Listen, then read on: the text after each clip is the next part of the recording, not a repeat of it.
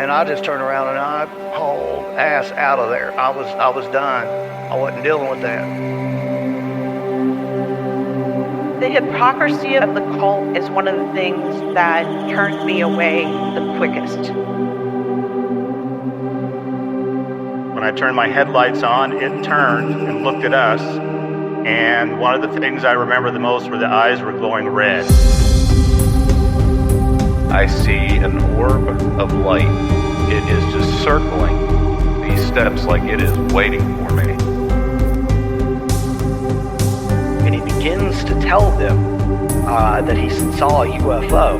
They're basically like, what are you talking about? That's 7 foot up on a tree, peeking around it. And that's where I saw the top of the muzzle, nose, and the eyes. As soon as I made eye contact with this thing, it felt like death. Welcome back to Tinfoil Tales. I'm your host, Brandon Wright. Tonight we're going to be joined by my guest, John Kirwin. John is the author of The Conspiracy Theorist Survival Guide, a guidebook for the persecuted truthers. John reached out to me a couple months back about coming on here and talking a little bit about his book and a little bit about what it dives into and some of his views. I've been looking forward to talking with him.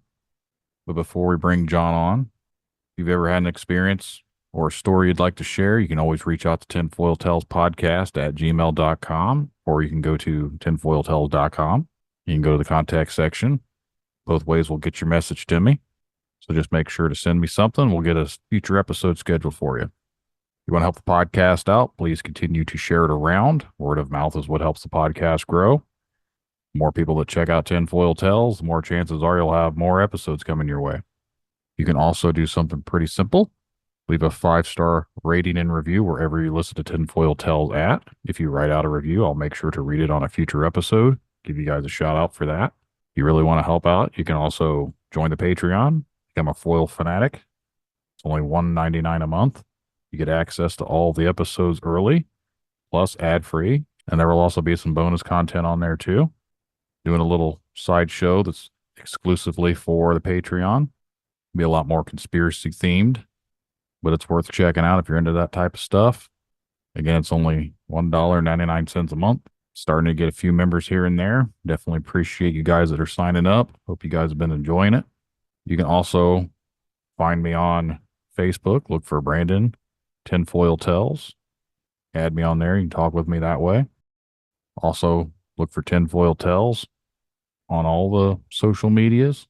There is a Tinfoil Tales page on Facebook. There's an Instagram, X, all that good stuff. But I think now we're going to go ahead and bring John on. Again, like I said, I've been looking forward to talking with him. I enjoy my conspiracies. I hope you guys do too. So sit back, relax, and enjoy the show. I'd like to take the time to welcome my guest tonight, John. Thanks for coming on here and talking to me. Yeah, man. Good to be with you and your listeners. I'm looking forward to it. You want to let the audience know a little bit about yourself? Sure. Yeah, this is my, I think I've done about 50 interviews now just out here in the podcast world. It actually inspired me to start my own podcast. I've been on YouTube for about 7 years, primarily covering, providing a biblical analysis of the Mendela Effect. And that's been my main path that I've been on. But, you know, I'm a full, what do you call it? Equal opportunity conspiracy theorist kook. So I pretty much am down every rabbit hole you can probably imagine. So these conversations tend to go in all different directions. So I bet. What made you start to become a truther?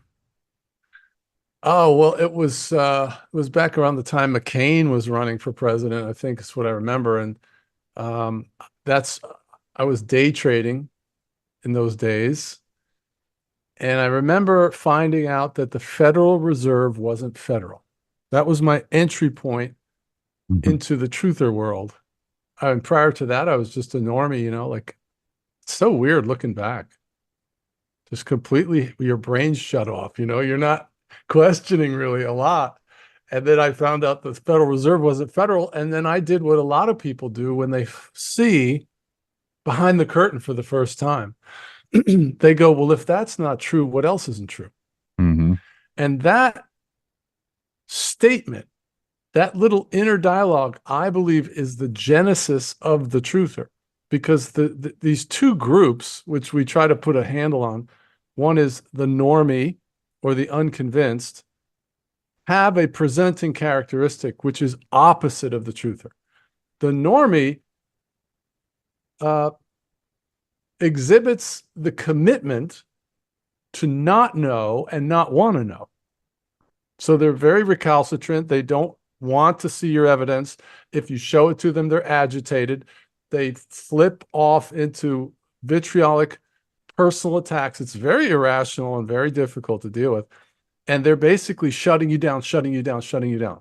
That's, I don't know and I don't want to know. Talk to the hand, right?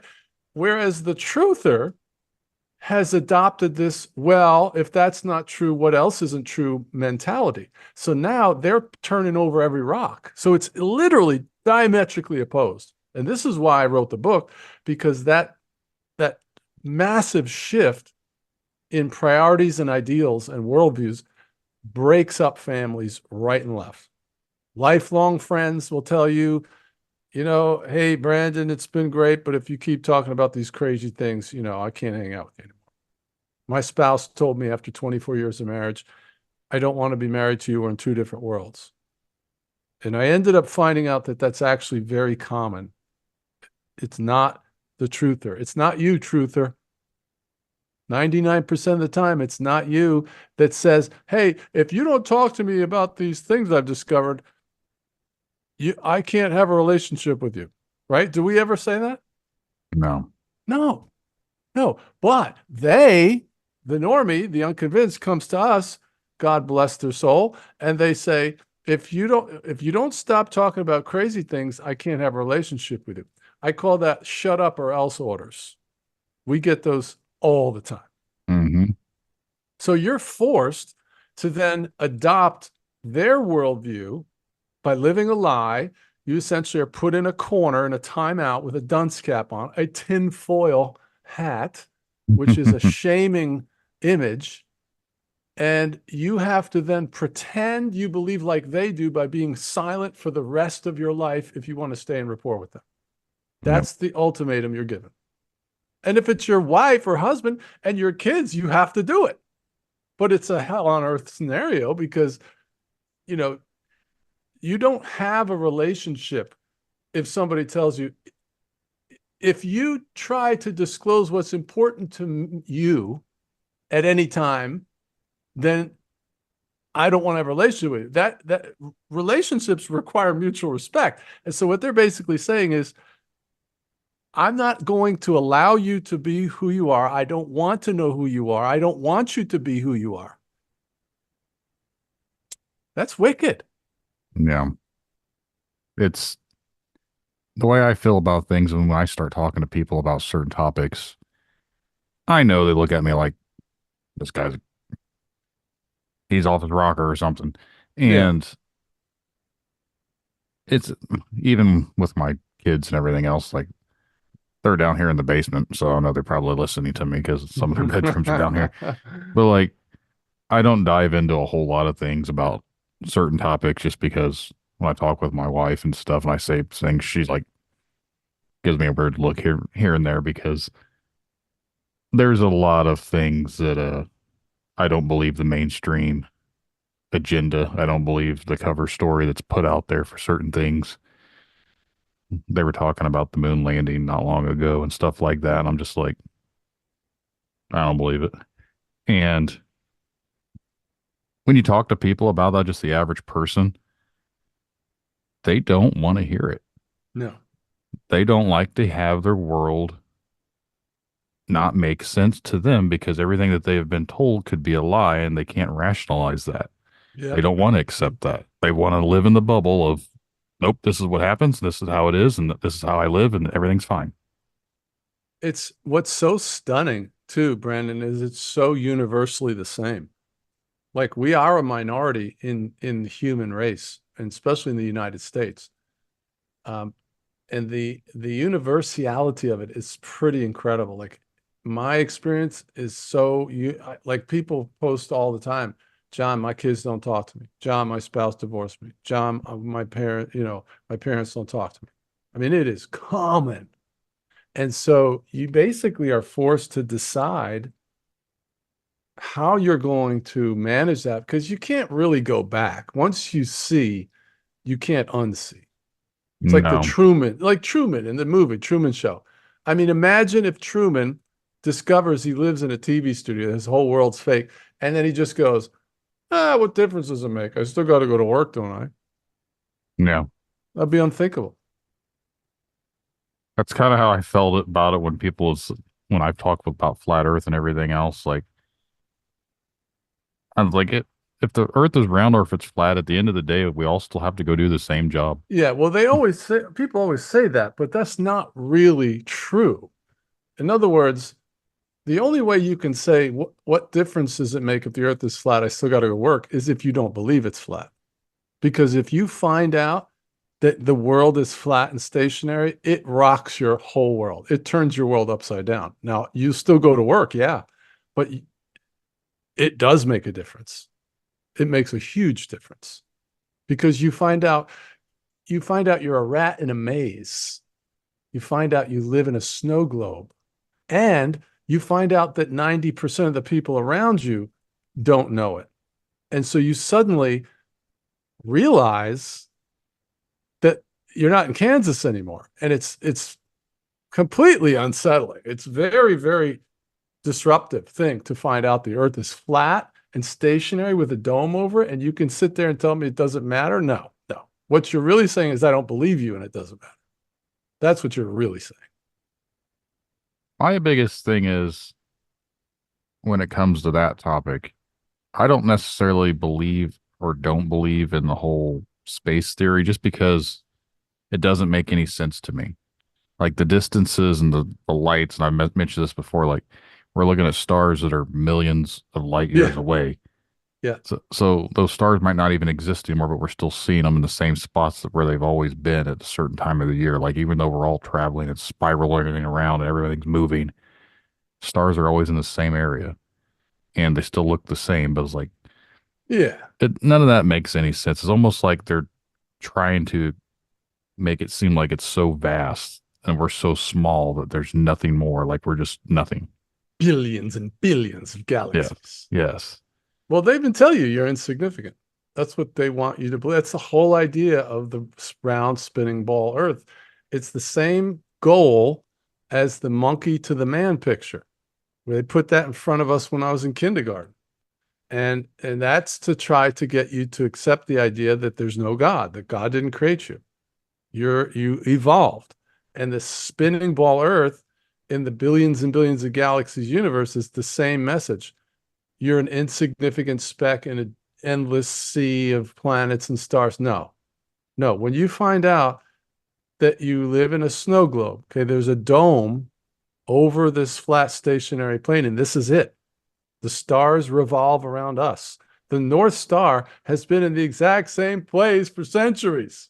Yeah. It's impossible if we're supposedly spinning at 1,100 miles an hour, revolving around the sun at 66,666 miles an hour, whatever that number is. And then the solar system's hurtling through at 500,000 miles an hour. And then come on, you're going in four different directions. And there's these like pathways in the pyramids where you can go down and you can look up and the stars are lined up there. Well, they supposedly built those things 6,000 years ago. So for 6,000 years, that star has been in the exact same place since the pyramid was built. Hasn't moved its alignment. No. But we're hurtling through space. Come on. I thought I saw something earlier tonight and it made me crack up because I remember watching it live. Remember when the guy did the space jump? He's like 23 miles up there, and like all the cameras and everything were all fish eyes, but like you can see this big old curvature from up there, and they claim it's 23 miles up. But like, if you look at how much curve there was, there's almost like too much curve to the photo because it wouldn't have made any sense to have that much curvature because it almost looks like the entire world. You can see it where the curve's down. It's only like 23 miles in the air. Yeah. Not only that, but there was one shot from inside the capsule where it didn't have a fisheye lens. And I believe they do that on purpose. That's not an accident. They always put an obvious clue in the deception. I believe it's part of the incantation, like a pinch of bat wing and a pinch of a dead man's grave. You know, they have to show you, hey, look, if you look closely, you'll see that the earth is flat. They have to put it right in front of your face because that's part of their Luciferian dogma of being the illuminated ones. Then they have permission. Well, it's part, what happens is if you're stupid enough to look at the incredible mountains of evidence and still cling to the narrative, then that gives permission, according to 2 Thessalonians chapter 2, where God says he sends strong delusion for those who are in willful ignorance. So it gives the demons permission to enslave your mind. That's why people's brains are shut off. The Matrix has a naturalistic component, but there's also a metaphysical component. Definitely. I've always said, and the best way to describe this, and I don't know how to make it sound not like this, but it's almost like a simulation to an extent. Like we are here in like a video game too. Like there's different levels, and we are on this level. And then when you get your things like, and I've mentioned this before, like with my show, it's not just conspiracy. We deal with alien stuff. We deal with cryptid stuff, supernatural stuff. I said, all this things, what if they're all just from the other levels of reality? Like we are on our plane here. What if there's something from the fourth dimension that keeps coming into our dimension? Like they're on level 4, we're on level 3. Sure. And it kind of bleeds together. And the only way to come back to that is like, when you think of a God, the creator, well, maybe he's the designer, he's the creator. That's what God actually is. Like he has made us here. And I'm not a super religious person by any means or anything like that. But to me, that's the easiest way for me to explain it to someone else is look at it from this point of view. I'm not saying it's like the Matrix where we're all plugged in to a machine and like the movies say, but I think in general, life itself is a lot different than what we think it is. Well, sure. I mean, without even getting into dimensions, you can think in terms of the electromagnetic spectrum, where you got radio waves all the way on the left, and then you've got microwaves, then infrared radiation. Then there's a small band in the middle, which is visible light. That's the spectrum that we're able to perceive with our optical organs. And then you have ultraviolet X-rays and gamma rays. Well, you know, there's radio signals going through my room here, but I can't hear them, but they're there. So in a similar way, I would agree that there's a spirit realm. There are dimensions like time and other dimensions above that. The Bible speaks about the first, second, and third heavens. And the simulation theory is pretty prevalent. I actually flew up to Massachusetts about 6 months ago to speak at the International Mendela Effect Conference. And one of the speakers was Tom Campbell, who is a physicist, and he's one of the leading thought leaders in this narrative that we live in a simulation.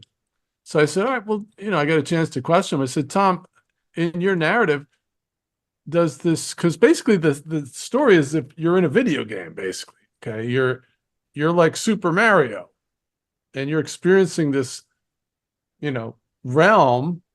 But I said, is in your narrative, is there a creator of the simulation?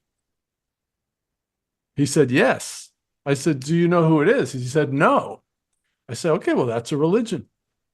You have no scientific evidence that you're in a simulation. You're guessing.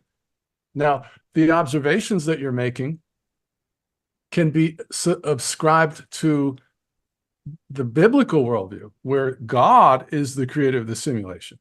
And just as technology advances, you're going to start to be able to see a little bit behind the curtain. But that doesn't mean that there's no God, because that's, again, is the narrative behind the simulation. It's the same as the monkey to the man or the spinning ball earth. Simulation theory is very seductive if you don't want a holy God ruling over you. Because basically I said, well, do you have any idea who created it? He said, well, it's either advanced aliens or it's a consciousness cloud that evolved over eons. That was his answer. I've never looked at it in the sense of like to a religious point. I've always said God. I don't know which God, but there is an ultimate creator. And I've always said God would be that person. Now, Yeah. I know there's every religion has their own quote unquote God, but to me, it's all just one God. And I don't know, like I said, I'm not a religious person, so I don't necessarily, I grew up in a Pentecostal family, Christian Did you really? family, and it's just not really my type. Like I don't go to church or anything like that. I don't have anything against people that do. It's just not what I do, but I just always felt like if you're a good person, do good things, try and be good. That's just how I view. I don't know. Like I said, I don't want to go into the whole about me type spill, but I know you have a background in ministry. I So do. I do. how did that play out into what you're doing now? Like, are you still involved with it? Yeah, I mean, I got saved when I was 23. I was a hellraiser, and God came, tapped me on the shoulder, got my attention, and I started. I mean, I was radically converted, in this church, and so then I ended up going to Bible school and went into the ministry for about 10 years. I was a worship leader and a youth pastor in a large church. And then I got married and I was in lay ministry for another 20 years. So I've been in and around the church, for about 30 years. Now, at this point, a lot of people are leaving the church to find Jesus because the church has adopted so many seeker-sensitive tactics and commercialized systems that it's really becoming difficult to remain, have integrity, especially with the Bible changes. This is causing a lot of people to leave the church because the Mendela Effect is not only affecting names, places, movie lines, it's affecting the Bible. And the church at large does not want to hear that. So it's sort of a great separation that's taking place. That's kind of what I cover on my channel. You mentioned the Mandela effect and how you've looked into it. What led you to, like, what was the first thing you noticed that got you down into the Mandela effect? Well, yeah, when you're in this role, you're in this mode of, like I said, if that's not true, what else isn't true? Your filter comes off. There's a part of your brain called the reticular activation center, and it filters out everything that's inconsistent with your paradigm. So once you're open to questioning the official narrative and things that come across your radar, you're much more able to be like Aristotle, who said the mark of an educated man is the ability to consider a matter without embracing it. That is the opposite of the unconvinced. They're very close-minded and very short and don't want to hear it. So now you're a truther. And so I'm zooming along. I think, after I found out the Federal Reserve wasn't federal, I think the next thing I saw was the moon landing. I remember looking into that sort of as I was waking up, and it took me about 5 minutes looking at after my entire life, believing in NASA and everything, in 5 minutes, because my eyes were open now and I could accept. Well, then, boom, next thing was 9/11. That happened shortly after that. And that was a seminal thing for a lot of people. If you were able to watch the 9/11 documentaries like Loose Change and still believe the official story, then you are just in the tank for officialdom. I can't help you. I mean, it's so obvious. Building 7, man. Come on. Yeah. Building 7 is like, come on. I mean, you got architects for 9/11 truth, 2,000 architects signs affidavits. And these guys, I've watched their interviews, are like, hey, listen, pal, I build buildings like this and I knock them down. Okay, that's what I do. And I'm here to tell you that Building 7 was brought down by controlled demolition, period. Yeah. I All remember right? actually seeing it happen live on television, and it came down just like the other ones, but it came down like if you ever watched where they blew up the like buildings from like Vegas when they're getting rid of the Yeah. old mold, it came down exactly like that. Like it looked like it was just a normal demolition. It was free fall speed, which is impossible because each of the floors are built to withstand up to 3 times the weight of the floor above it. So if the official story is that the building's girders were weakened by the fire from debris. I mean, it didn't even get hit by a plane. It just got debris. So let's just play this out. So you've got a fire. Okay, it's raging. Okay. And the girders are weakening. So then the top floor collapses first, let's say, and it falls into the floor below it. Well, in order for it to fall at free fall speed, which it did, clearly, they measured that using video and computer technology. You could see using the video replay that it fell exactly at free fall speed, which means there's no resistance, like dropping a brick off the edge of a building. It falls freely. Well, how could that be if you have the floor below it holding up 3 times its own weight? It's impossible. And the next one, and the next one. I think it was like 30 floors or something. I think it's like 37 floors, they said. Yeah. Or something. Yeah. Yeah. So anyway, I'm like, and then the media was lying too. That was a big revelation. So then you go from there, the ISS are on wires and there's bubbles coming out of their helmets, and then chemtrails, and then you find out about the 13 families, and then the whole government, Democrat, Republican thing is a fake thing, thinking your vote counts. And then there's underground bases. I did a stint on clones and reptilians, every civilization going back to the Sumerians record, that there's these reptilian dudes that are ruling the earth from the shadows. I mean, what are they all making it up? I mean, you got it in the book of Genesis, in Genesis chapter 1, you got a talking snake standing upright, talking to Eve. Did God really say that? Because then God curses them and says, you're going to crawl on your belly. So you got a standing up talking snake presented to you in the Bible. So who knows what that's all about? You got the Dracos running things from the shadows. And then I'm like so mind melted by this time. And then this pastor I was with, he was in the tank for 9/11. He was watching all the same thing I was, and he still wouldn't believe it. And he goes like this. He goes, John, is there anything you won't believe? He says, there's people out there that believe the earth is flat. That's the first time I ever heard about flat earth. And I remember it just kind of bounced off me for like 2 weeks. And then something came up on my feed on YouTube, and I started looking at it. I think it was Eric Dubay. I mean, it was like 5 minutes again. I was like, holy crap, this is absolutely unbelievable. It's undeniable. Isn't it mentioned in the Bible, though, about the earth basically being a level plane? And then there's like the 4 corners or the 4 pillars it's mentioned in there. And then there's so much in the Bible to tell you that the earth is not a spinning ball. I mean, but this is so easy. This is so easy to accept. If the earth is round, why is it flat? Okay, because anybody listening to me can do this. And understand that the flat earth is probably one of the most triggering conspiracy theories that I've ever come across. Most people will go ballistic if you try to suggest that the earth is round or flat.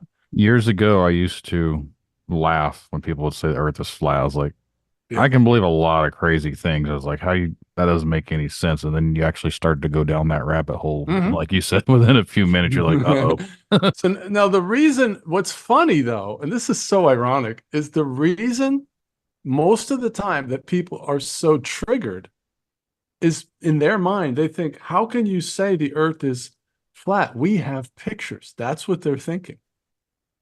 We have pictures from space. Well, guess what, dear soul? What you're relying on is a cartoon. David Simon of NASA from the Goddard Institute, in an article and an interview, stated that the big blue marble is made out of 12 strips of data sewn together. And then he added color and clouds and used Photoshop to put it all together. Now they're admitting that because people like you and I have forced them into the open. But what's happening is people are relying on this image as their solid proof, not having any idea that NASA's lying to them, telling them that this is a picture of the Earth from space when it actually is a cartoon. It isn't a picture of the Earth from space. It's an image. And this image is a likeness. It's a fakery. And so then you also have the picture of the Earth from the moon, which is called Earthrise. And it's supposedly the first picture taken from the moon of the Earth. Well, that also has been subjected to Photoshop. If you put that picture, anybody can do it, into Photoshop and change the contrast, and a perfectly square artifact appears around the image of the Earth. And photo experts will tell you the only explanation for that, it was cut and pasted in there to deceive people. So guess what, dear soul, if you're a round earther and you think we're tricked by Photoshop tricks, it's actually you that is tricked by Photoshop tricks. You believe the Earth is round because NASA told you so. We, on the other hand, are trusting not what we're told, but what we see. Okay, so you can do this anywhere you want. 40 or 50 miles, let's take 50 miles, there should be about 1,600 feet of curvature. According to NASA, according to both spherical and plane trigonometry, the numbers are very close. So it doesn't matter, the math is not wrong. If the Earth is 26,000 miles around, you can measure the curvature using trigonometry. And it comes out to be about 8 inches per mile squared. Mm-hmm. So 1 mile of Earth should have about 8 inches of curvature. That's not up for debate. That's as certain as 1 + 1 = 2, or if you roll a die, you got a 1 in 6 chance of rolling a 3. Okay, it is absolutely certain there's 8 inches of curvature if the Earth is round. At 2 miles, there's 16 inches. At 3 miles, there's 32, 64, etc. 8 inches per mile squared. So at 50 miles, you have about 1,600 feet of curvature. So if you go to Myrtle Beach, let's say, go to North Myrtle Beach, you can look down the beach and there's a hotel about 40 miles away. So it's like 1,200 feet. And you can take binoculars and you can see the bottom of the hotel. You could do it everywhere you go. So my question to all of you listening, if you're convinced the Earth is round, why is it flat? Where's the curve? You can't find it anywhere. When are you going to stop believing what you're told? They're lying to you. NASA was created out of Operation Paperclip after the Nuremberg trials. Yeah, they killed off 10 or 12 of the scientists, but then they brought 50 over here. Werner von Braun was a Nazi scientist, and they made him the head of NASA. NASA means deception in Hebrew, and the sigil is a serpent's tongue. And yes, do you mean all of the space programs of the entire Earth are in? Yes, because every single space program has the same serpent tongue sigil. Look it up. They all have a little V, little somewhere in their sigil, all of them. So the whole thing is run by Satan, and it's all designed to enslave us in this closed system, thinking we're on the spinning ball and there's no God and you're just an insignificant speck. No. You live underneath the heaven where God says the earth is my footstool. And the Bible says that God set the firmament in the sky in Book of Genesis, and the word firmament means a hard, impenetrable barrier. That's what it means. I was thinking about this while you're talking. I have a feeling someone's going to go out there and try and disprove what you're talking about. So every square mile would be 8 inches, and you said 40 miles. So wouldn't it just be 8 inches for times 40? So basically, it'd be, you said like 1,200 feet. I think it'd be only like Oh no, you can do this easily. There's curvature calculators on the internet. So I'll pull one up here. And there's 4 of them. Hold on. Curvature. I spelled it wrong. Curvature calculator. I have an in-depth Earth curvature calculator. In-depth thing. It's called Round Earth Mind Control. It's on my YouTube channel. But if Wake Up or Else. I was just thinking because every 3 miles would be 2 feet. All right, so this is kilometers, gonna be miles. All right, so 1 mile is 0.67 feet, 2 miles is 2.67, 5 miles, 16, 10, 20, 50 miles. Yes, 50 miles is 1,667 feet. Okay. So I did an in-depth analysis on the Chicago skyline because there was a guy that rented a boat and he filmed from one side to the other. The whole time you could see the city, which dispelled the idea that it's atmospheric. It's not. I know there's a place in Michigan City where you can go to the beach up here by Chicago on the Indiana side, and you can go out on the lake, Lake Michigan, and you can look across the lake and you can see Chicago. Yeah, exactly. And it is 40 something miles away. Yep. So I used Rob Skiba's video, and that reason I used his video is because the only other argument is you're not factoring in the height above sea level or the height of the observer and the height of the object. So with that video, the boat that they rented had the Sears Tower locked into the GPS as the point that they were going to. So when they took a picture at 40 miles away, they were able to tell that they were exactly 40 miles away from the Sears Tower from the GPS. Then I measured, I looked up where is Lake Michigan above sea level, and then I added 8 feet. So the guy standing on a boat. Then I knew the sea level for the Sears Tower and the height of the Sears Tower. So I had all of the metrics of the math exactly correct. The exact distance, the exact height above the sea level of both observer and object. So you can't tell me that the math is wrong. I got it nailed down. I have the exact distance. So then I know exactly how many inches of curvature there should be, and I know the exact height of the building.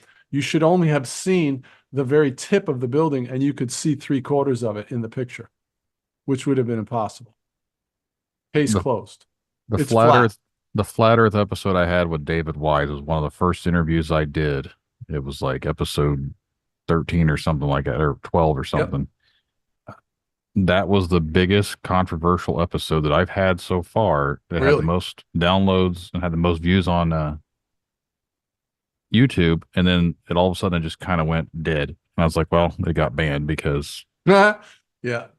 but there are so many people on there commenting and then arguing about how it's wrong. And like all the other videos that I produce sometimes might get a little interaction, but I think that was the one that got me instantly red flagged. And then another one came out and got me banned. So my YouTube itself, there's like 700 something subscribers, but I just don't feel like it doesn't gain attention. And I have a feeling it's because they're not putting me in distribution because of some of the things that we've talked about on my show. But when it comes to Flat Earth, that was like the most interaction it had within like a 24-hour span. And then all of a sudden it just died. And it's like the video hasn't gotten any more increased in views. It had like over 2,000 views in like less than 24 hours and it just stopped. Like everything about it, like the video's gone. It's there, but like no one's watching it. So it's just strange to me why they're so secretive about that. You can find all sorts of videos and you used to be able to find all sorts of stuff on YouTube. But now if you look up anything for Flat Earth, most of the stuff you find is people debunking Flat Earth. Well, the biggest argument, which is so ridiculous, is it's atmospheric. The reason that you can continually see the entire Chicago skyline, I'm told, is because it's being bent around 1,600 feet of curvature, 24 hours a day, 7 days a week.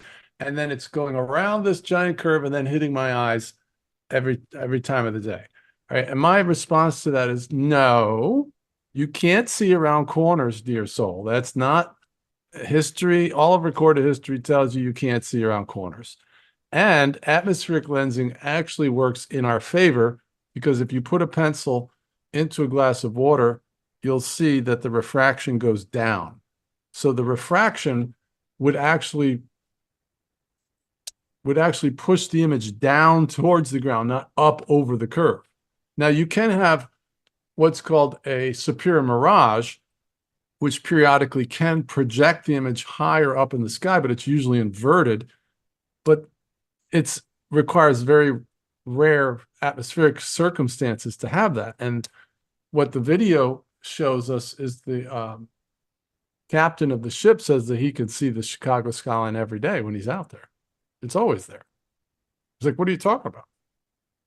As long as it's clear, you can't see through fog, but if it's a clear day, you can see the Sears Tower, and it's like 1,400 feet tall, and there it is, 40 miles away. Well, that's impossible if it's round. So if it's not atmospheric and the math is correct, you have to suggest we're lying, but you'd have to prove that. And then the only other objection is, well, it's flat there, but the Earth is still round. But that's not true either. You haven't proven that, and you can repeat this thing everywhere you go. So that's not it either. So it's flat. I'm sorry. It's very unsettling to find out you've had the wool pull over your eyes. I think it's mostly pride that keeps people from being like, okay, lighthouses would be impossible on a round Earth. Mariners will tell you you can see a lighthouse from 50 miles away on a clear night. Well, the tallest lighthouse is 412 feet tall. So it's 50 miles is 1,600 feet of curvature. And it's like you can see in some places 150 miles away. So once you see enough examples, you don't really need to go into all the other examples that are also corroborating. For me, it's just that's where the debate ends. Even with pilots, if you've ever been able to talk to a pilot, and they straight up admit they don't see curvature. Oh, they all know, but they can't say anything because they'll lose their job. Yeah. That's what they tell me. When I go to airports, I see the pilots are waiting to, get their flight or whatever. I go up and say, hey, guys, how's business? Excellent. Good. Hey, I know you guys don't do this on a record. I'm not recording or anything, but the Earth is flat, right? And they go, yeah, it's flat. They can't say anything though. Yeah. I've always, and this is what we talked about before, and I want to kind of jump into the Mendela effect here, but yeah, the close up here with flat Earth. Why do you think it is such a big thing for them to throw that out there? Because if you read history, and everyone back in history always said the Earth was flat, why all of a sudden did they change the narrative that it had to be round? And I know like everyone says, oh, it's because they want to control people, but I don't see why being round or flat, if they knew they were flat and you can't go anywhere, it's just flat, plain. What is the round? What's the concept why it has to be round? Well, one of the components of that is the dome. Now, when I grew up, all my years on this world, I believed the Earth was a spinning ball of gases. That's what they told me. It's a spinning ball of gases, and over millions of years, it solidified and became the Earth. Okay, so that doesn't require a God for that to happen. That's science telling you that that's how we got here. So Where'd the gases come from? Well, you can go down that route, but here's my point. What if you found out there was a dome? Why are they guarding the South Pole so vociferously? Because you can go down there and you can see where the dome attaches to the Earth. Well, if there's a dome, there's a creator of the dome. Yeah. Finding out there's a dome would be the greatest evangelistic event in human history. It would basically prove at least there's a creator. It's no longer evolution and, science tells us everything. No, it doesn't. No, somebody created this place. And then it's a very short leap to either embracing the biblical worldview or aliens, whichever one you want, but it ain't evolution, bro. So that's the real problem. That's the reason for the deception. And let me make this statement. The fact that it's logistically difficult or unlikely is not proof. The fact that I can see 50 miles and I can see the entire hotel is proof. The fact that you would have to keep all these people quiet and the government can't keep that many is not proof. That's an a priori argument. That's a conjecture. I have evidence out the wazoo. That's only one. We could go to gravity. We could go to the fact that a pressure system can't function without a barrier. We could go to all kinds of easily accepted empirical evidence that you don't need a Hubble telescope or some PhD to confirm. It's easy, natural science. You can observe it, measure it, repeat it. And it tells you there's no curve. I've mentioned this recently. What I do, I oversee construction projects like highway stuff, bridges. When bridges are designed and built, it is never, they don't use curvature. There's no calculation for curvature when you build a bridge. Now, some bridges are small enough to where you wouldn't really have it, but like when you build mile-long bridges, multiple mile-long expansions, like when they have down across the Keys in Florida and everything, none of those had any curvature involved in it. Suppose I don't know. I didn't design it. I just no. That's true. I've seen the, what do you call it when you survey? Thank you. The surveyor's handbooks.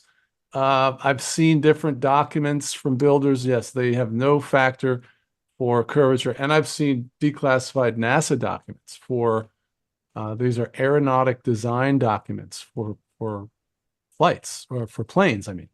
And it states the specs for this airship are designed to function over a flat stationary plane. That's what it says. And the gyroscope tells you. I had interviewed a commercial helicopter pilot, and we talked about how the gyroscope would act if what we're told is true. So if you're flying over a curvature, you'd have to nose down pretty regularly to stay without, so you don't go out into space. And he said, if you nose down, it's going to put an LED and a tone will come up on his gyroscope. So, and it doesn't ever happen. So he is flying level. He's not nosing down. They tell you that the gravity automatically does it. Like gravity is the answer to all of their, problems. It's so ridiculous. Yeah, I've noticed that too. And if you question anything about gravity, then you're basically saying you're uneducated, you're stupid. Yeah. I was like, well, can you explain gravity? Yeah, you take everything drops, drop a pin on the ground. You're saying that because everything just goes to the ground. You're saying gravity is the reason everything comes down to the earth because of gravity. That's just a term someone made up to justify why things fall. Like, I don't think there's ever been any honest proof scientifically for gravity. I know there's calculations or whatever they figured up, but it's just, I don't know. Like I said, I'm not a scientist. I'm not going to sit here and say I know everything. But just when you start to dive into certain things, it never adds up. When they say trust the science or do this and that, like sometimes the science doesn't make any sense. We're like, well, if it doesn't make any sense to you, it doesn't mean it's wrong. Well, it doesn't mean it's right either. Right. There is no, they asked Neil Cut the Grass Tyson, do we know what gravity is? And he said no. Einstein said the same thing. So you can explain what we're observing with density and buoyancy just as easily as gravity. And that what people don't want to accept is there is an up and a down. And it's God's universe and he set up the rules. So there's a down and things go down when they're more dense. Why does the balloon go up when it has helium? It's just so obvious. We've been lied to, and we have to stop trusting Fauci. That's what it is. People trust the system still. They can't fathom that the system is weaponized against them. It wants their demise. They still embrace the idea that the power structure are, public servants, maybe a little inept, maybe a little corrupt, but they're not trying to slow kill us. Yes, they are Luciferian, blood-drinking psycho mobsters that want you dead. That's what the Georgia Guidestones tells you.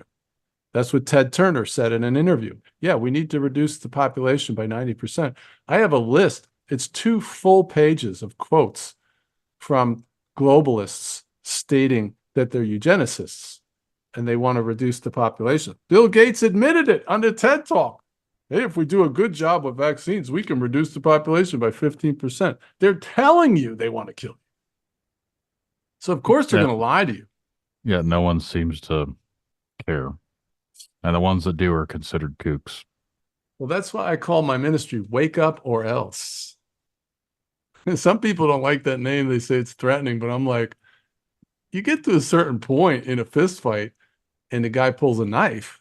Yeah. And you realize the stakes just went way up. Now you're going to take the guy out or he's going to take you out. Mm-hmm. And you start going for like throat shots or, if you don't have a weapon yourself. And we're in that moment in time when, the velvet glove of tyranny has come off and these people are going for broke. I mean, there's 10,000 people a day coming over the border. It's over 10 million now. And a lot of them are military-age men. This is war.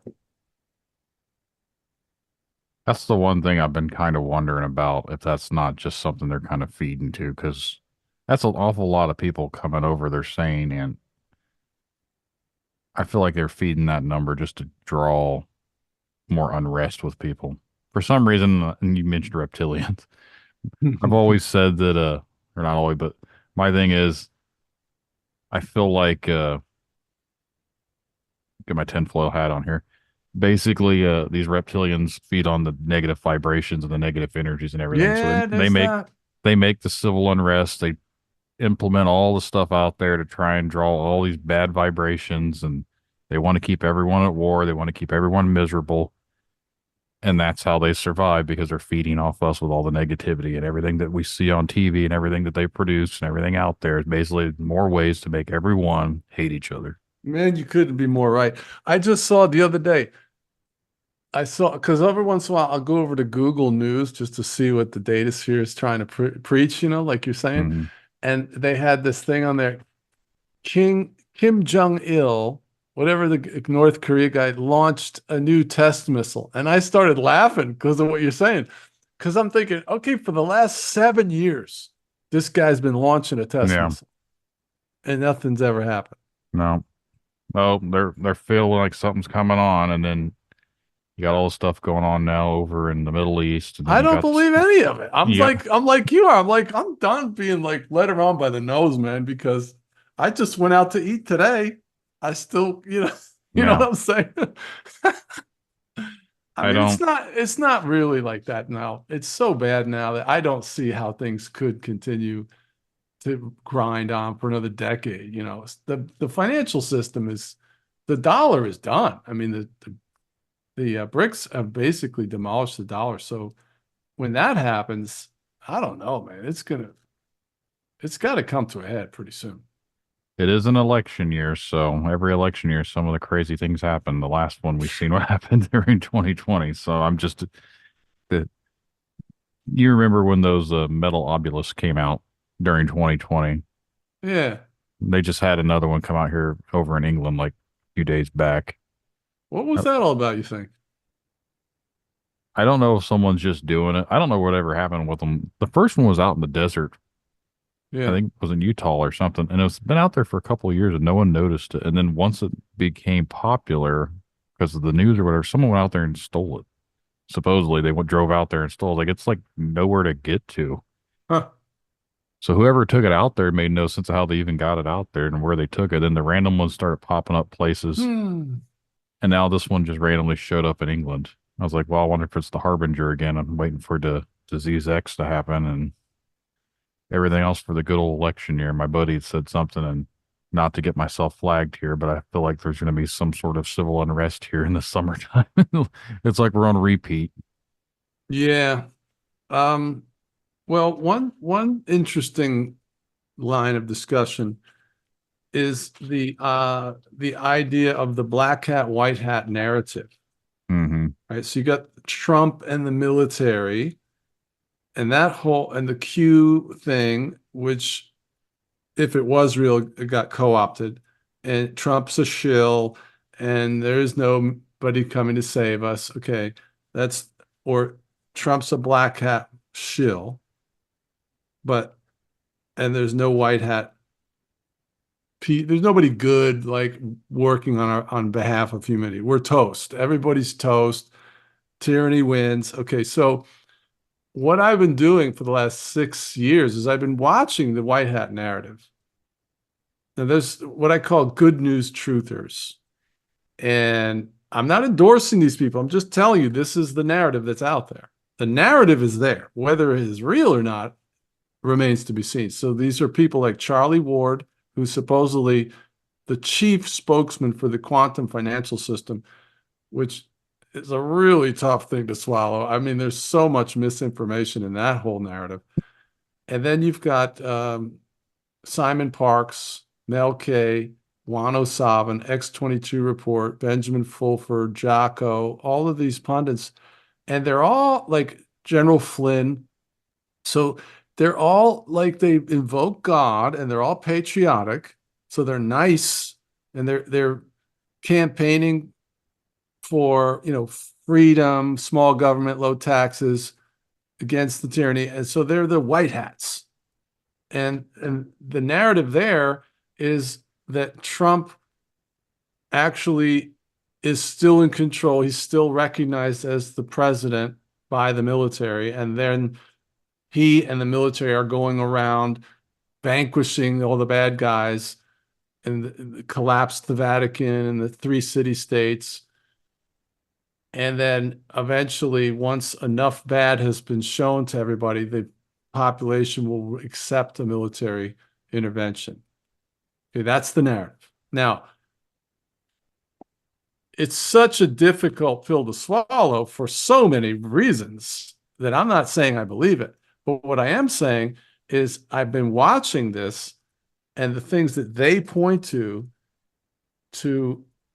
indicate that there is this secret war going on under the radar, right? And they talk about 600,000 sealed indictments. Well, you're watching a cavalcade of these people, like Victoria Nuland just stepped down, Nancy Pelosi stepping down.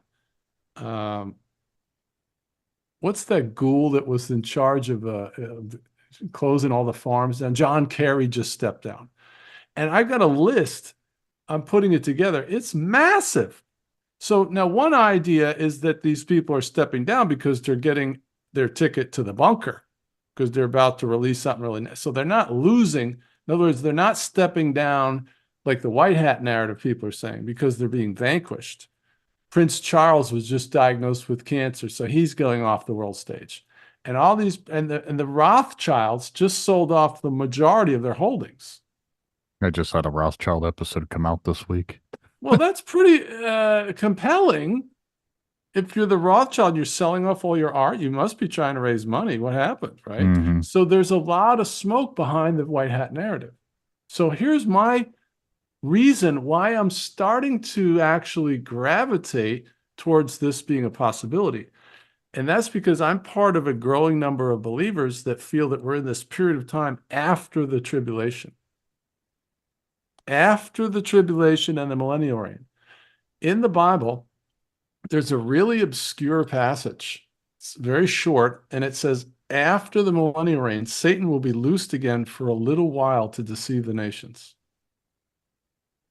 After the millennial reign, Satan is he's thrown into the bottomless pit for 1,000 years. And during that time, there's peace on earth. Oh, lion will lay down with the lamb. Sorry, it's now wolf will lay down with the lamb because of the Mendela Effect. But anyway, Christ rules and reigns. Never heard that one. Yeah. And then the millennial reign ends. But that means the mark of the beast and the tribulation has already happened. Armageddon's happened. Millennial reign's happened. And now we're in this period of time after this when Satan is loosed again to deceive the nations. If you're living in that period of time, how would you know? Well, there's incredible markers that it's already happened.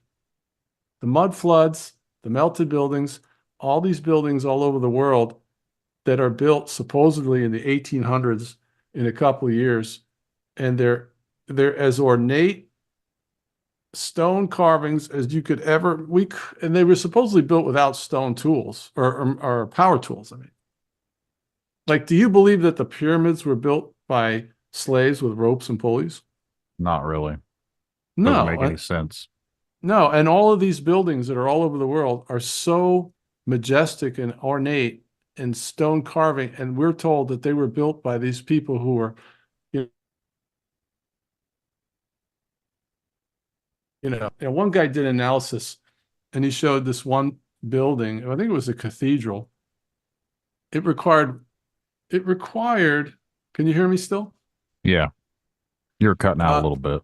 1,200,000 pounds of marble had to be quarried from a quarry 300 miles away. And he calculated, even if they had like 50 horse and carts working 24 hours a day, it would have taken them about 10 years to get that much marble. Not 2 years to build the whole thing. So we're being lied to.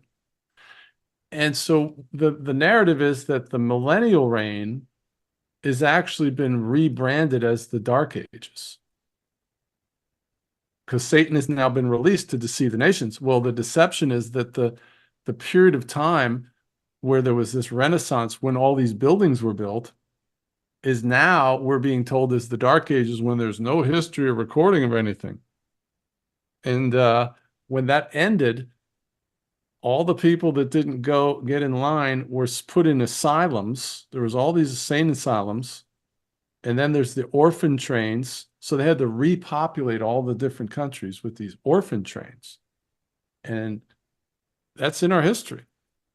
So all of these factoids are coming up, and we're like, oh my gosh, we're actually in the year 1024. It's not 2024, it's 1024. Well, now here's what I said, all that to say this.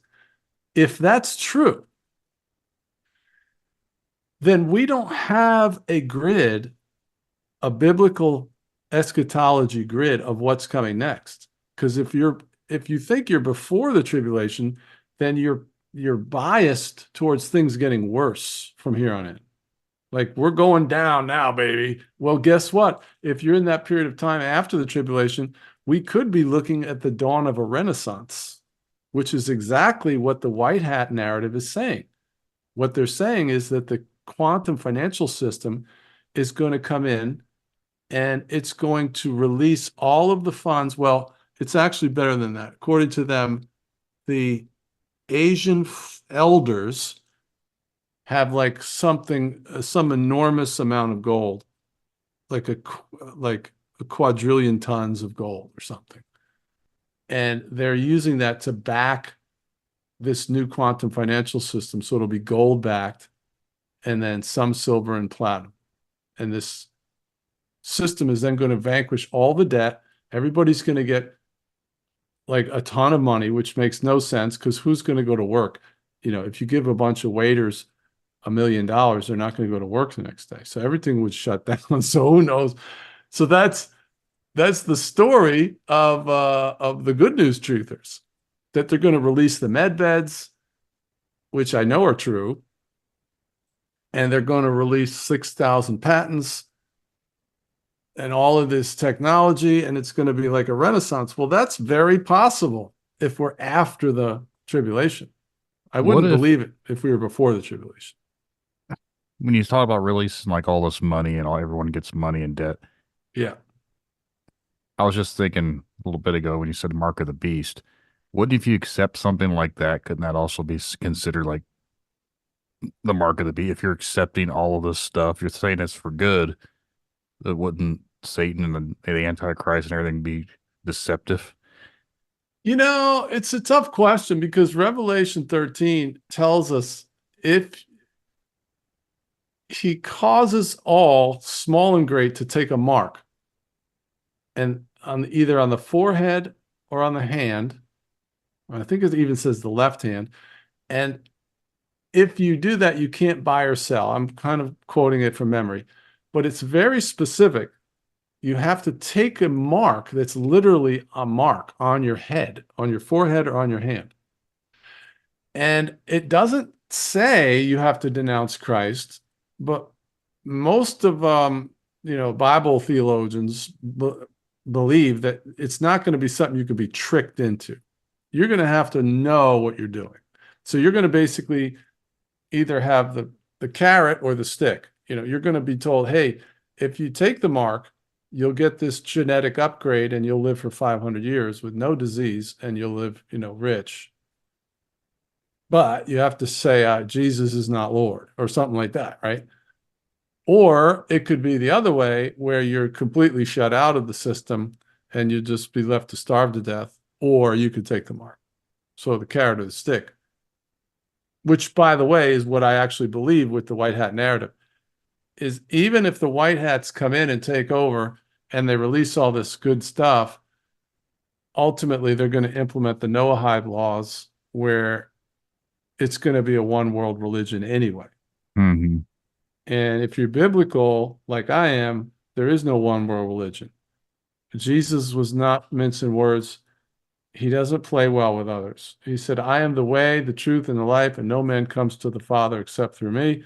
It's a take it or leave it offer. He has no apologies for any human being, because the Bible says in John chapter 1, all things that were created by him and for him. And apart from him, there was nothing that was made. So he's either the head honcho or he's nothing. And I'm going with that story. I'm going with the Jesus story. No apologies. No, like he preached this barn burner and all these people left. He didn't start fawning after his disciples. He turns to them, he goes, are you going to leave me also? And they were like, where are we going to go? Who else has the words of eternal life? That's me right there, bro. Jesus is the only one extending the scepter, saying, hey, you follow me, I'll give you eternal life. Buddha, Hare Krishna, Muhammad, no thank you. Satanism, you can have it. Let me hold the door for you. Jesus is Lord, man. Interesting enough. And like I said, Yep. I'm not a super religious person, but the episode that's coming out tomorrow, and by the time this comes out, it'll be whatever, but it's called Christ Before Jesus.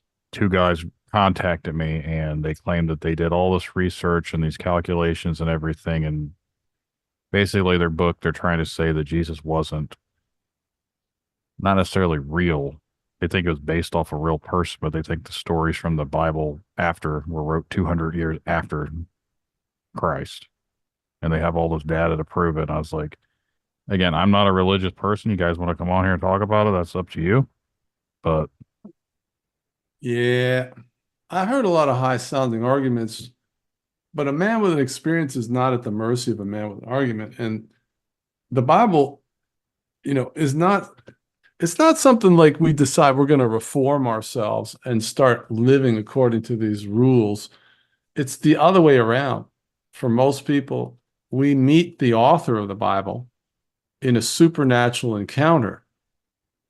And the best way you can understand is if you've ever had a really vivid dream and you wake up and you're like, whoa, that was so real. Well, you have no scientific proof that it was real, but to you, it was as real as anything you've ever experienced. And it's that level of visceral interaction with this living God, where he will make himself known to you, okay? There's no question that this God is real. And then the book becomes alive to you, not the other way around. So these guys could have done all this research, and God has made it so that the intellectual cannot scale the wall to heaven.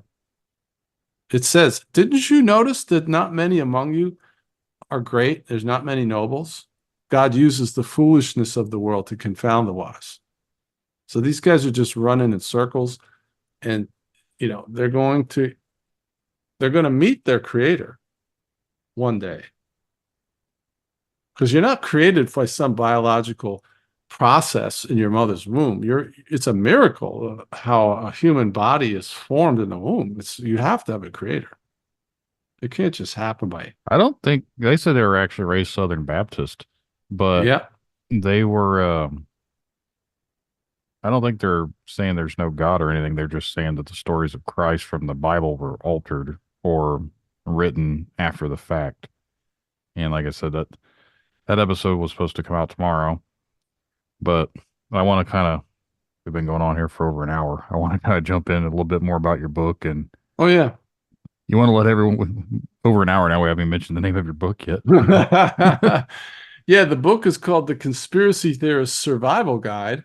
It's a guidebook for persecuted truthers. So basically, if you're listening to Brandon or myself or anybody, then you're walking a lonely road. Because if you got any friends or family that aren't biting down on this stuff, then they're basically put up a wall for you not to talk about these things. And depending on your cut of your jib, that makes your life really difficult, because if it's your spouse and your kids, you got to do life with them.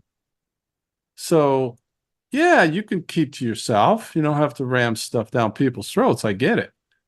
But if you, let's say, are like me and you're a content creator, you want to go off and make a difference, and you're given an ultimatum that you got to completely abandon that stuff, well, that makes it a little more difficult.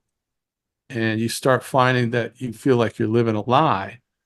You feel like you're a compromiser, because the truth is, it is important to you. See, what happens with the truther is you start to get a sense of urgency because you realize that the system is weaponized against you. So it's not you being obsessed, they're apathetic.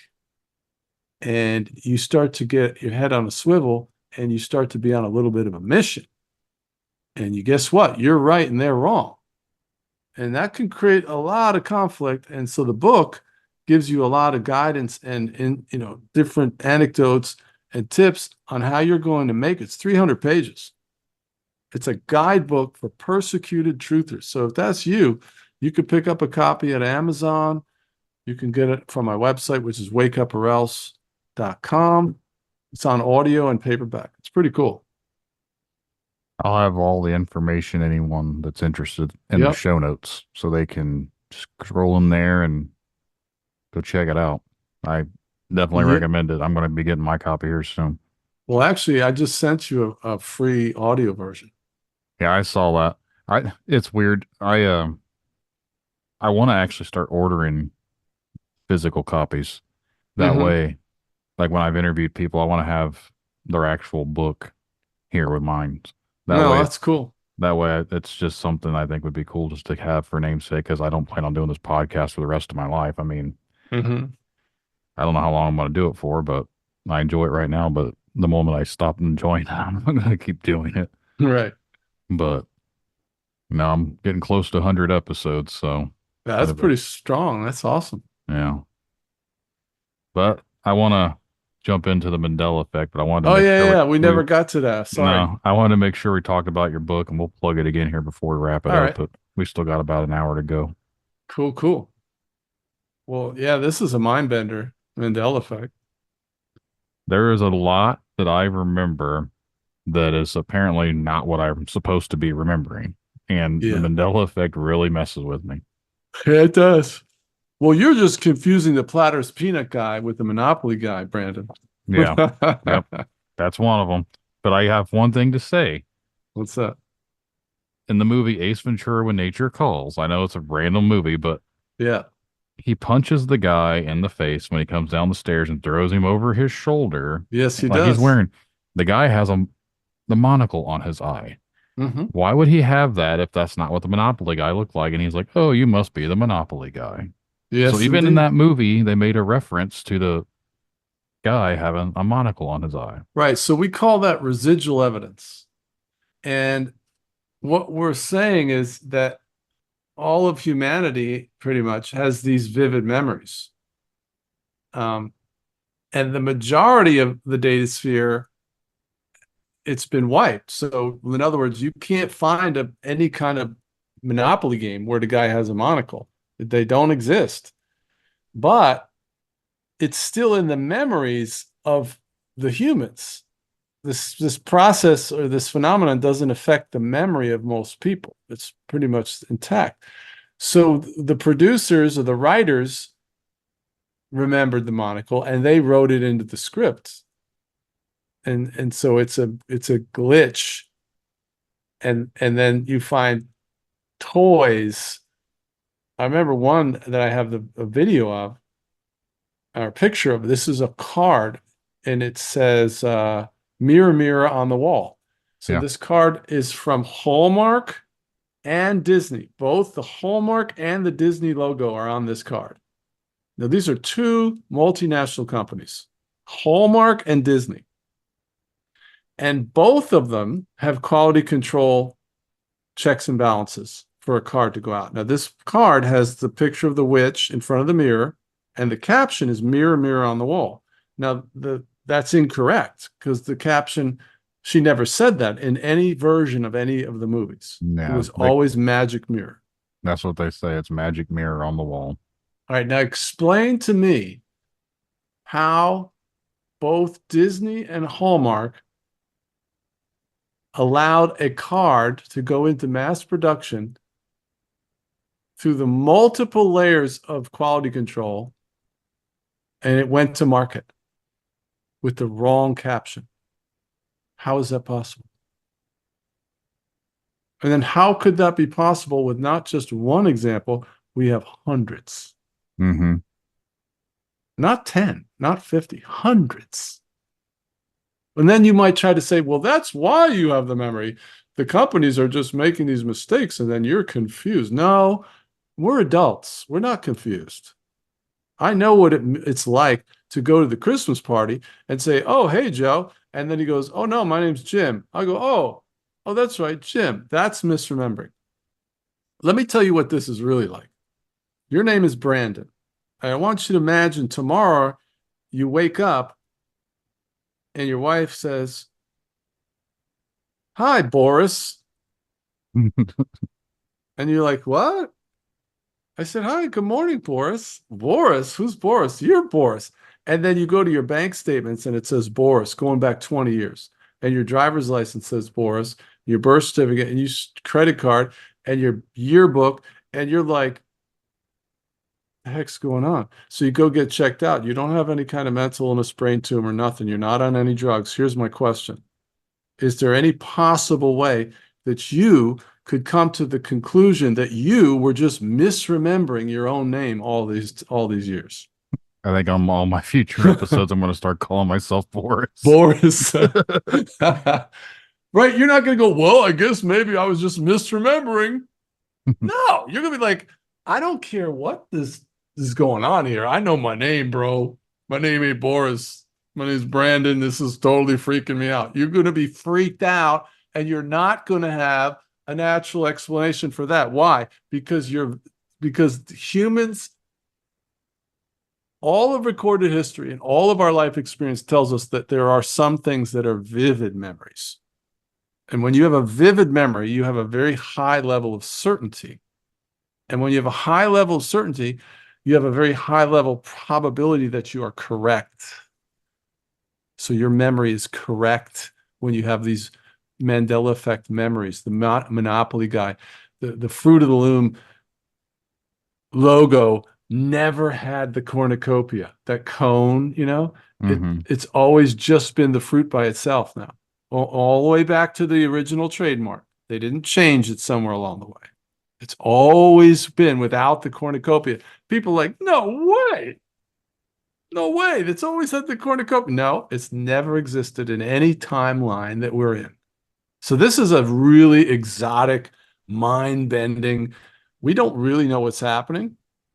We just know that billions of people all remember, judge not, lest ye be judged. It's never existed. It's always been, judge not, that ye be not judged. Or, the Lord giveth, and the Lord taketh away, has never existed. It's always been, the Lord gave, and the Lord hath taken away. We're like, No. All right, we live in our Bibles. We memorize our Bibles. We read the daily devotional. We read the Bible. We go to listen to a guy talk about the Bible.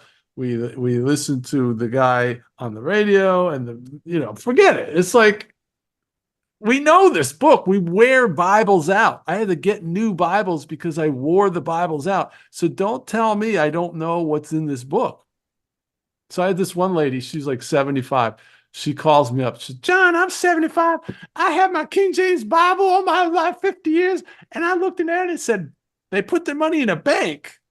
And she said, I knew that word was never in my Bible.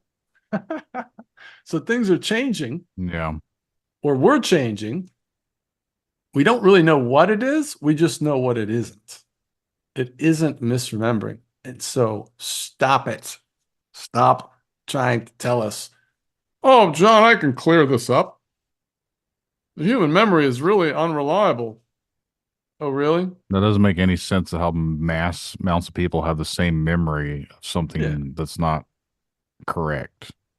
Not only that, but we all misremember it the same way. Yeah.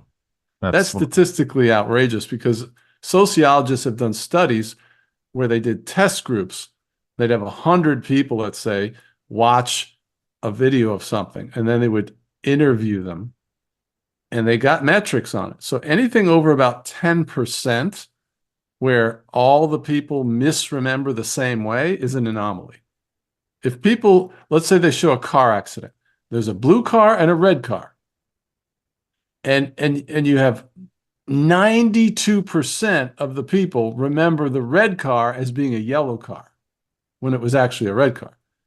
That would be unexplainable. Well, that's exactly what this guy did. He was a sociologist, and he did an online survey. This is going back 6 years ago. And he had a large sampling. It was 25,000 people participated. And he asked 25 different questions. And I remember, for sure, Mirror, Mirror was 92% remembered Mirror, Mirror. Mm-hmm. So 99 out of 10 people misremembered it the same way. No, that's impossible. It's not possible. They would have misremembered it all differently. Somehow, Mirror, Mirror got into the minds of all of humanity and thousands of other things. So I'm up here talking to the preachers too, and they'll I can go in and I can stump them 10, 15 out of 15. Easy. Simple, this is not like obscure passages from the book of Ezekiel. I'm talking about, things like judge not lest you be judged, and they'll get it wrong. And I'll go right down the line. Boom, boom, boom, boom. They'll get them all. Hey, pastor, who laid down with the lamb? Oh, the lion. Wrong. There's been so many depictions and photos of people that have drawn like the lamb and the lion together. Like I remember seeing it all. I just seen something just probably yesterday. Yep. Like it's weird that they're going to make all these like religious things about how the lamb lays with the lion and everything else. And it's not correct.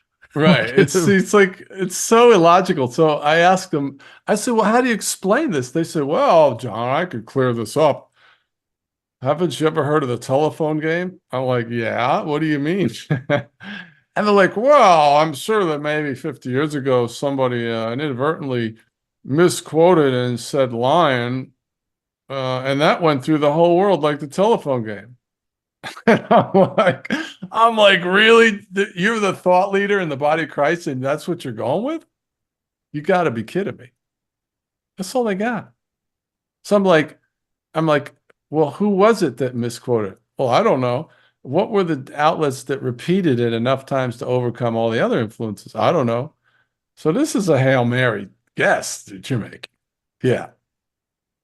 All right. Well, I was going to ask, do you remember what time frame roughly people started noticing when things were starting to 2017 is when the Google Analytics went straight up, which is fascinating. All right, now this is an interesting correlation. You can look this up. July, I think I got my dates right. I know it's July, I think it's 2017, is when CERN announced that they were turning up the Hadron Collider for the first time to full force, 100%. July 2017. That's exactly when the Mandela Effect Google Analytics chart went straight up on the term Mandela Effect. Same There, exact month and year. I don't remember what year it was. I'd have to look real quick, but I remember the X-Files came out with those new episodes a few years ago before they ended it, and they had a Mandela Effect episode. Yes, they did. I remember. And I'm trying to figure out what year that was. I think it was probably around 2016, 2017. So that's what I was thinking. Maybe that's why the rise came up because of a TV show mentioned it. So it had to have started before that. Because I remember hearing about the Mandela Effect, I think back like probably 10 years ago. And it was just one of those old Reddit conspiracy type lurking in the shadows things going out there, people not remembering things. But I don't know when was the first time it was really noticed. Someone said it was in 2019 when CERN actually went active for the first time. Well, it's not so far-fetched. I mean, a lot of people chafe at this because it's so exotic and they just refuse to accept the idea that their reality could be morphing. But we do have the two-slit experiment. Are you familiar with that? No, I'm not. A two-slit experiment is a peer-reviewed study they did where they were trying to analyze how particles and waves function. So they created this plate with two slits in it, and then behind that was a photoelectric cell that would illuminate when the particles came and hit the cell. So if you're shooting particles through two slits, you would assume that you would then have two lines on the photoelectric cell, right? Yeah. So that's what they got until they turned on a camera to observe the particles. So it was like a microscope camera, so they could see at the quantum level or a very small level. As soon as they turned the camera on, the effect on the photoelectric cell changed to a wave pattern. So imagine you drop two pebbles in a pond and you get cascading waves going out in this direction and towards each other. So you get a phase cancellation pattern of about 7 or 8 lines now. Turn the camera off, the wave pattern goes back to 2 lines. Turn the camera on. All they're doing is bringing human awareness into the equation. And the particles started acting like waves. The base reality that you live in changes when human consciousness is introduced to the proximity. That's what the test proves. Well, that's staggering. Einstein called it spooky from a distance experiment. All right, so what does that mean? That means that human consciousness actually interacts with the realm that you move in. And I liken it to the Toy Story Disney movie. When the adults were out of the room, the puppets, or well, not puppets, the toys were animated, and then when the humans came into the room, they had to flop down and become inanimate. Yep. And then conversely, the realm that you're in activates for you. To some degree, this is what's happened. This is what was proven by this study. Okay, so now you have a basis for what is happening with the Mandela Effect, that the realm is malleable. The realm is not a fixed, solid material realm. It is an energy construct. The table that I'm sitting in front of is actually harmonics. It's waveforms. There's nothing solid about it. It's completely an energy construct. What they have postulated, I think it's the Higgs boson field, is what they postulate that gives these energy fields the appearance of solidity to us. But it's all just a video game, essentially. So if you're looking at a video game, you know the table isn't real, but you know the guy will run into it just like you will in this video game. Okay, so take that basic understanding, which is not up for debate, and now apply it to Cliff High's studies, where he created a spider that went out onto the internet. Initially, he created it to listen, because he's a linguist and a programmer, and he wanted to front run stocks. So he created this spider that would go out and listen to what people are saying and hopefully be able to interpret that and give him stock tips. That was the idea. Well, it worked better than he thought. And it was bringing back findings, and it was predicting future events. And what he realized, he discovered, was that human beings are minorly clairvoyant, and that their discussions were foretelling future events. And I was listening to him early on, and I remember he would tell there's a finding in the data set that says that a lake is going to empty out overnight in Peru. That was one of the first things he predicted. So I put it in my calendar and I kept listening. And I'm here to tell you, 2 months later, a lake in Peru emptied out overnight. I was like, that's the first time I've ever heard of a lake emptying out overnight, first of all, much less to have a guy tell me it was going to happen in Peru, okay, in advance. So I was like, holy moly, this guy is onto something. So he then had other predictions. There was another one that was very specific about a small cruise liner would run aground in a certain point. Now that one could have been duplicated, right? It could have been a setup, but then there were other ones. So anyway, that's just to give him some creds. His Cliff High, he's a genius. So then he pointed his spider, this system, at the vicinity of where the D-Wave computers are located. So Columbia has one, Google has one. There's multiple of these D-Wave computers. They're quantum computers. And they operate based on a qubit, which essentially operates on the fluctuations between dimensions. Well, at the quantum level, you're at a different dimension. So it's a dimensional computer.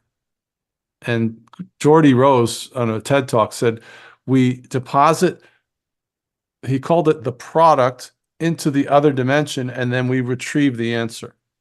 And it works on probabilities. It's very complicated. Basically, it does what a Cray supercomputer would take a year to do, it can do in like 2 seconds. Just to give you an example.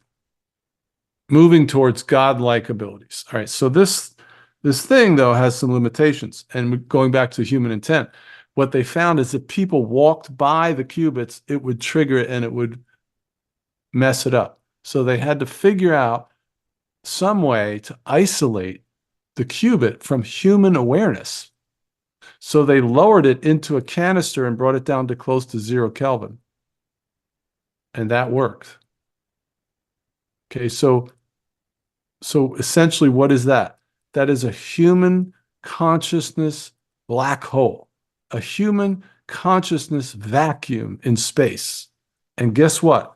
When Cliff High pointed his spider at those geographical areas in and around the D-Wave, there was a much higher concentration of reports of Mendela effects in and around those D-Wave computers than anywhere else in the country. That, to me, was the most compelling evidence that these technologies like CERN and D-Wave are actually part of why there's a Mendela effect. Because it's all about human consciousness, and here you have at the center of these experiences a human consciousness vacuum, which we know from the two-slit experiment is relevant because human consciousness affects the realm. Isn't that interesting? Yeah. What do you think they're actually trying to do at these places? And what they're doing, like with CERN, I know there's Oak Ridge and everything else. Like these, what do you think they're actually attempting to do with these particle accelerators? Okay, it's beyond words what I'm about to tell you. Okay, CERN, and I have pretty strong research into this, that it was built on an ancient Greek temple that worshipped Apollos. I'm sorry. The Greek god Apollos was worshipped at this temple. All right, so let me pull up the passage just to give you the chapter and verse. All right, scripture, Revelation, where Apollyon comes out of, isn't that just so ridiculous that I don't know where this is? All right, the fifth angel sounded, and I saw a star fall from heaven unto the earth, and to him was given the key to the bottomless pit. I believe that that scripture right there is talking about CERN. I believe that CERN is the key to the bottomless pit. You're not the first person that I've seen that brought up. They said that they think they're trying to bring Satan back by opening up a doorway for him. Yep. Hold on. See, I thought I had it. Out of this pit comes Apollyon. The Greek thousands of years ago, and now they've built this largest machine ever built by humans on top of this location. And they are trying to, and in a French magazine, they interviewed the head science director of CERN, and he said, we're trying to open a portal, and something may come through, or we may send something through. So both the D-Wave and CERN are working on opening dimensional doorways. And, you know, these elites that have ruled the world for thousands of years are deceived, and they believe that Satan is actually the good guy and that God's the meanie, and he gave Satan and all the angels a raw deal, and that Satan's actually going to overthrow him. And they think they're on this winning team. And so what they're trying to do is they're trying to build, using the technology that they're giving the humans to bring him back and give him access. And he's going to come back, and they're going to set up this wonderful new kingdom where you can, do as thou wilt and live forever in avatars, and they're in for a rude awakening. It's not going to happen. That's the thing I've always tried to. I haven't looked into CERN a whole lot about what they're actually doing. I know they claim that there's a particle accelerator and everything else, but I was like, what is their real end game for this thing? Like, what are they trying to do? And someone said, oh, they're trying to create a black hole, trying to open up a portal. Now, if you believe in science of black holes and everything, if they open up something, where is it going to? Like, what is a black hole? No one really knows. I mean, science, quote unquote, knows how to explain black holes theoretically, but where does all that energy that they supposedly suck in go to? No one knows that. No one knows, like, what happens with it. So who's to say if they're to open up something, what would happen? That's why I don't understand. Like, that's when people say that's what they're trying to do, is like, that doesn't even make any sense, because nothing like that even seems safe. Like, right. There's a lot of people that have been very concerned about what CERN is doing, that they're going to destroy us. But according to folks that I've talked to, there's 73 portals to hell on the earth. And one guy I know who's like a missionary, and he goes into villages and he calls out the witch doctor, and he's real confronting of Satanism and stuff. He went down to Mexico. God told him to go down there, and he led him to this city, which was run by this really powerful Satanist, and his house was supposedly built right on top of one of these portals. It's not a physical portal. It's a dimensional doorway to this other realm. mm-hmm. So this is a dimensional opening. So this CERN thing is similar to that on a larger scale. Using technology, particle smashing releases, it basically creates a tear in the space-time, and it allows this portal to open up. Now, how they, are able to go to where the devils are, I have no idea. I mean, who knows? It's way beyond me, but I know enough to know that it's not some science project. I mean, if you've ever looked at the things around CERN, like they have Shiva, the goddess of destruction, is the thing they put in the front courtyard. Their logo is a 666. They made one video, this most extravagant machine ever created by humans. They make a video, and it's a bunch of satanic, occult-ridden dancing. It's dark imagery. It's the most bizarre thing you've ever seen. It's called Symmetry. Look it up. It's on YouTube. Symmetry, the CERN video. It's bizarre. It has nothing to do with science or anything. So you start putting the pieces together. You're like, these people are completely, Satanists up to some crazy stuff. And Where is they it think, is it in Switzerland? yeah, yeah, they're building more of them too. It's just end of the world stuff, man. There's supposedly one down in Tennessee, and I think it's called Oak Ridge. Yeah. And I'm not 100% familiar with it or anything about it. I haven't looked into it. I just know I've heard stories of there's weird stuff that goes on down there at this facility. I just don't understand, again, like, why everyone's trying to do these. Like, what's the end game? Like, they're spending all this money to build these particle accelerators, and what are they trying to get from that? Well, one of their goals is eternal life, for sure. So there's a lot of DNA research in interconnection with genetic research with CERN and the D-Wave computers. So they're attempting to create technologies that will allow them to transfer their consciousness into an avatar. And I believe that they're close to being able to do that, if they're not already. It's in a lot of the movies, and that's what they do, is they show us what they're doing in the movies. So then they can, live forever apart from God. They can continue to live in sin and give God the finger, but live forever, because that's what everybody wants to live forever. Most people do. You want to die tomorrow? I don't. But it's not going to work, because Jesus says in Revelation that if the days were not cut short, all flesh would have been lost. So ultimately, God is all powerful. He is the ruler, and he's good. He's just not to be messed with. He's no pushover.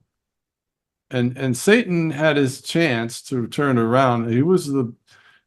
Lucifer was the anointed cherub that covers. His body was made of instruments. Most people believe he was like the worship leader of heaven. So he was like God's number one dude. And he just got looking in the mirror too much. And he got lifted up in pride and started thinking, like, God's not all that.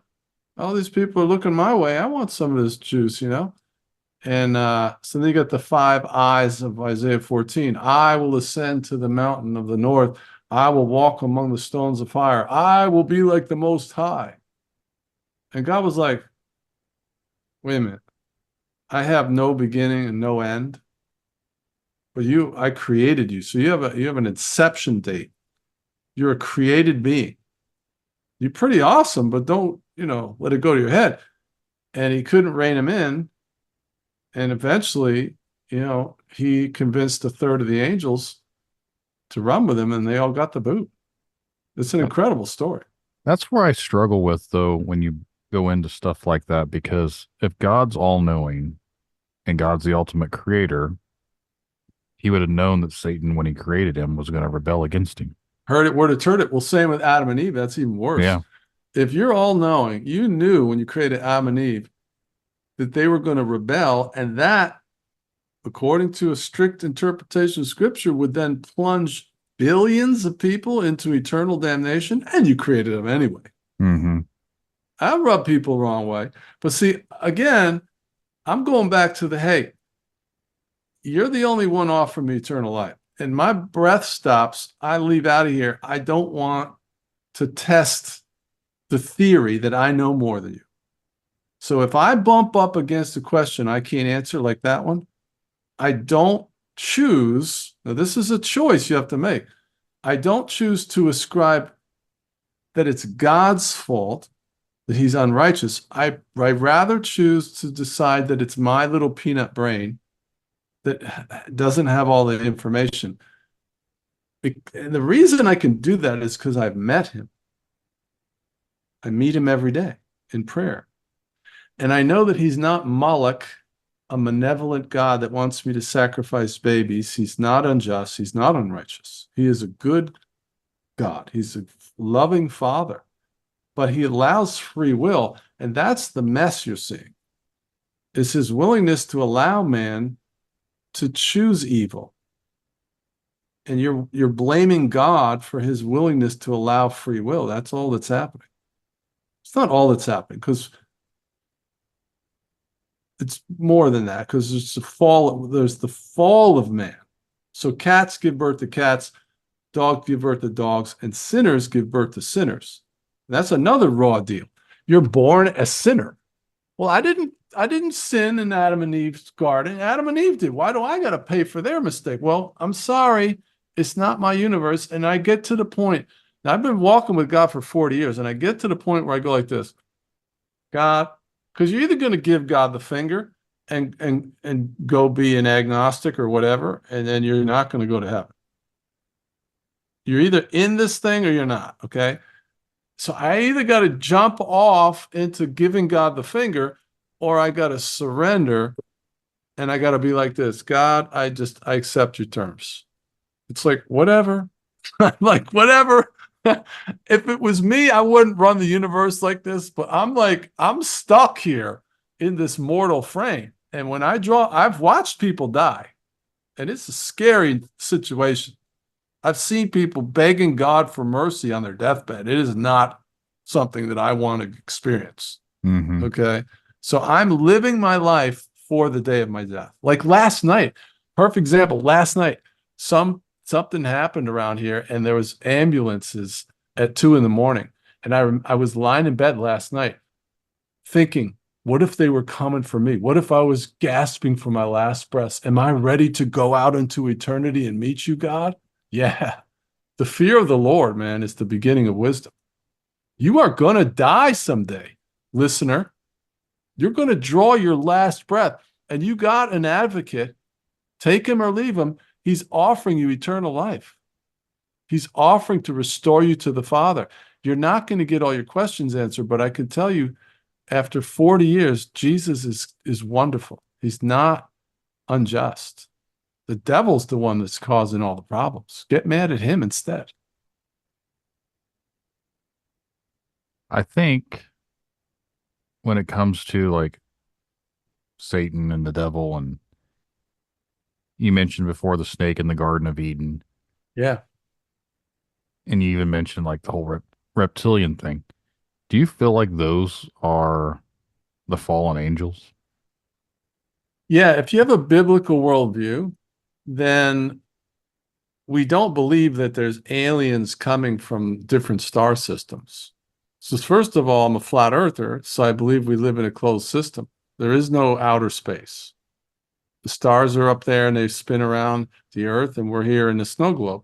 Okay, so what are the aliens? Well, you could have extraterrestrials if you understand what's beyond the ice wall of the South Pole, which is the ring around the tub, okay? Outside of the ring, there could be other Earths. So you could have people coming over from those other Earths, which are extraterrestrials, but these alien disclosure, the alien phenomenon, these are entities that are not righteous. They're not good aliens or bad. They're all, in our biblical worldview, they're all part of the fallen angels' lineage. They're part of the great deception. Let me rephrase that.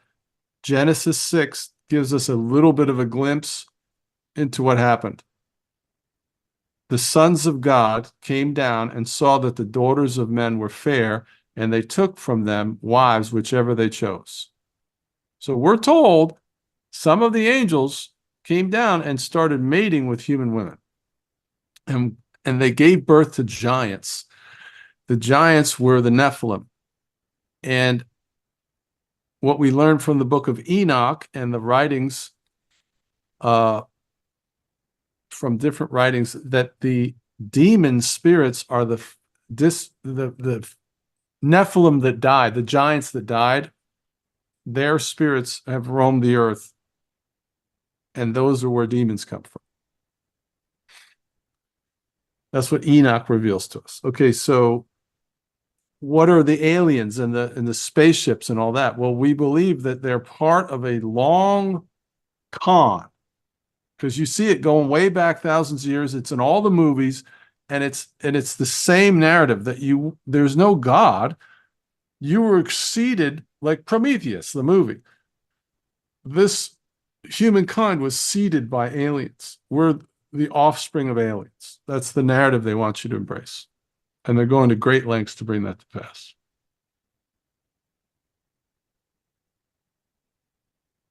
I guess if you look at it in the sense of what is a alien, Mm-hmm.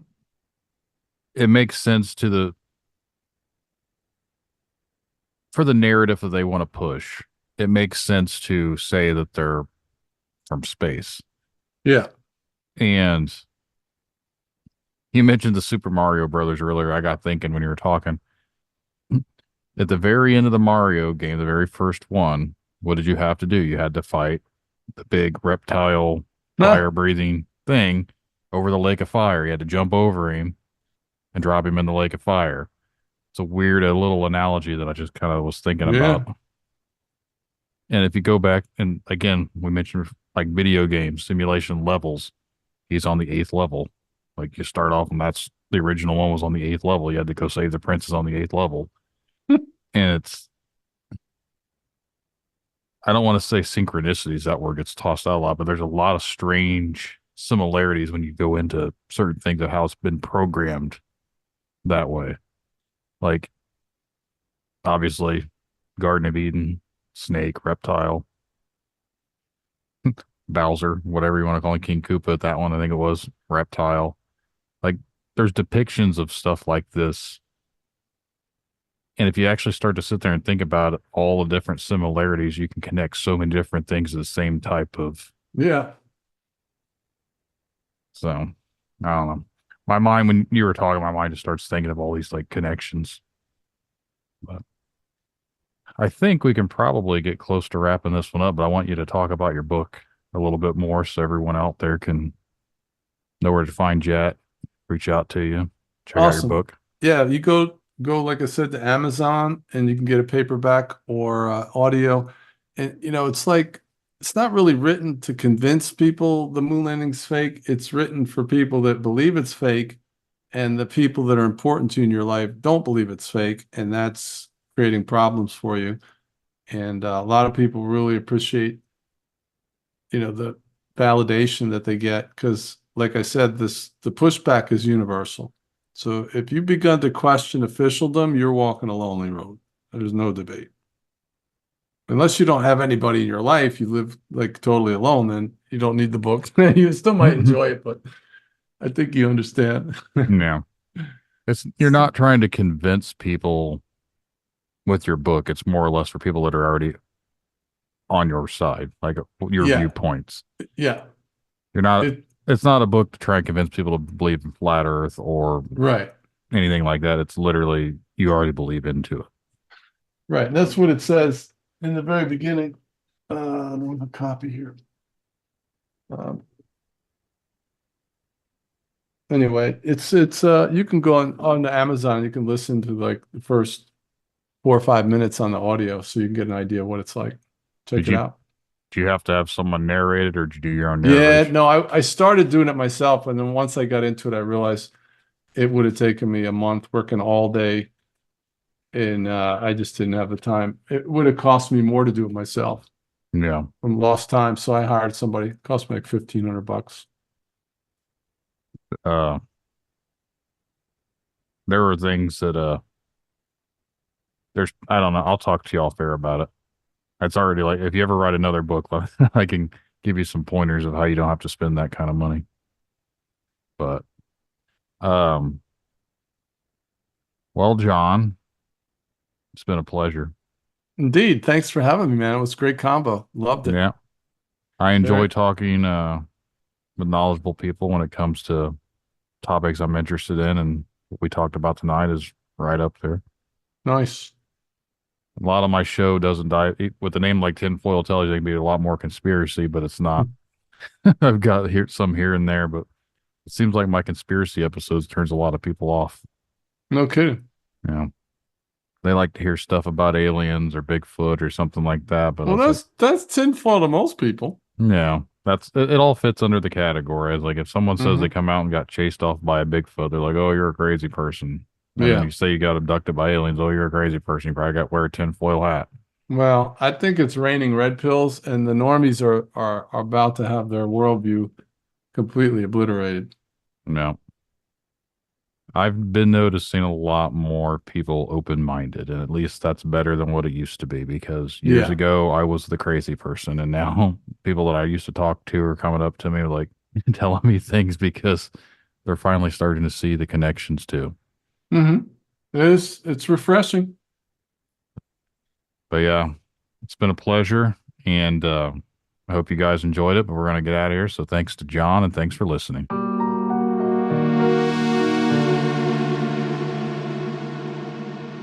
Remember, the truth lies in the stories we share, the connections we make. Stay curious, stay open-minded. Thank you all for joining us on this journey, and until next time, keep questioning, keep seeking, and keep exploring the unknown. Good night, everyone.